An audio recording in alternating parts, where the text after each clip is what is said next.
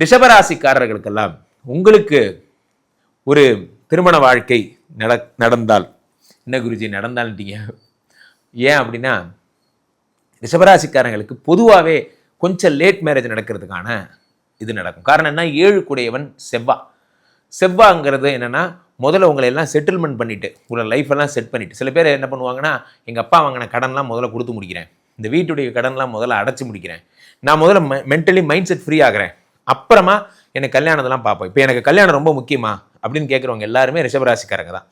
இந்த ரிஷபராசிக்காரர்களுக்கு யார் யாரெல்லாம் நல்லவராக இருந்தால் கல்யாணம் நடக்கும், எப்படி அவங்க திருமண வாழ்க்கை இருக்கும். 2 குடையவன் புதன். பெரும்பாலும் ரிஷபராசிக்காரங்க ஒய்ஃப் எல்லாம் டீச்சரு, மருத்துவர் இவங்களாம் இருப்பாங்க. ஸோ இவர்களுக்கு டாக்டர் மனைவி எல்லாம் அமையறதுக்கு வாய்ப்பு இருக்குது. பெரும்பாலும் மிதுன ராசிக்காரர்கள், கன்னி ராசிக்காரர்கள் ரிஷபராசிக்காரர்களுடைய லைஃப் மேட்டாக இருப்பாங்க. அல்லது விருச்சிக ராசிக்காரர்கள், மேஷ ராசிக்காரர்கள். ரிஷபராசிக்காரங்களாம் ரொம்ப பாவம், விருச்சிக ராசிக்காரங்களை கல்யாணம் பண்ணிப்பீங்க. காரணம் என்ன அப்படின்னா, விருச்சிக ராசிக்காரர்கள் மேஷ ராசிக்காரெல்லாம் செவ்வாவோட ஆள், நீங்கள் சுக்கிரன், உங்களுக்கு அமைய போகிற மனைவி செவ்வா. நல்லா புரிஞ்சுங்க, விருச்சிக ராசிக்காரர்களை ஹேண்டில் பண்ணக்கூடிய உலகத்திலே ஒரே சக்தி வாய்ந்த ஒருத்தர் இருக்காருன்னா அவர் மீனராசிக்காரராக மட்டும்தான் இருப்பார். காரணம் என்ன அப்படின்னா, அவர் தான் ஹைலி மேனேஜ்மெண்ட் பர்சன்.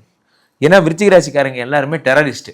இவங்க எல்லாருமே பார்த்தீங்கன்னா பயங்கரமான உக்கரமானவங்க. இந்த உக்கரமானவங்களை ஹேண்டில் பண்ணக்கூடிய ஒரே ஆள் ஹைலி 24 யூனியன் மீட்டிங் அட்டன் பண்ண ஒரு தவ யோகியால் மட்டும்தான் இவங்களை ஹேண்டில் பண்ண முடியும். அதனால் ஸோ இவர்களுக்கு இப்படி தான் இருக்கும். ஸோ இப்போ நான் என்ன செய்யணும், முருகன் கோயில்களுக்கு அடிக்கடி செல்ல வேண்டும், வேறு வழி கிடையாது. நீங்கள் விருச்சிக ராசிக்காரங்களும் மேஷ ராசிக்காரங்களும் உங்கள் தலை எழுத்துன்னு ஆயிடுச்சு, வேறு வழி கிடையாது. முருகப்பெருமான் கோயில்களுக்கு அதிகமாக செல்ல வேண்டும்.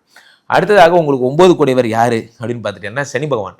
சனி பகவானுடைய டிஞ்சு உங்களுக்கு தேவைப்படுது. ஸோ அப்போ அடிக்கடி நீங்கள் என்ன பண்ணால் மனைவியை கூட்டிட்டு ஆஞ்சநேயர் கோயிலுக்கு போகிறது, ஐயப்பன் கோயிலுக்கு போகிறது போன்ற விஷயங்கள்லாம் நீங்கள் செய்யணும். இதெல்லாம் செய்ய நம்பர் 8 போன்ற விஷயங்கள்லாம் நீங்கள் செய்யணும். முருகப்பெருமான வெற்றிவேல் திருச்செந்தூர் போயிட்டு வந்துருங்க. திருச்செந்தூர் போயிட்டு வரது உங்களுக்கு இன்னும் சிறப்பிலும் சிறப்பு. திருச்செந்தூர் போயிட்டு வாங்க.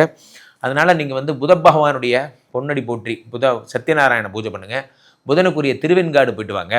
உலகத்திலேயே யார் ஒரு ரிச்சிராசிக்காரங்களை ஹேண்டில் பண்ணுறாங்களோ அவன் அந்த ஒரு வண்டியை நீங்கள் ஓட்டிட்டிங்கன்னா அரபா லாரியிலேருந்து, ஏரோப்ளைன்லேருந்து, ஹெலிகாப்டர்லேருந்து ஊரில் இருக்கிற எல்லா வண்டியும் ஓட்டலாம். அந்த மாதிரி இவர் உங்களுக்கு விதிக்கப்பட்ட விதி அது. அதனால் ப்ராக்டிஸ் பண்ணிக்கிங்க.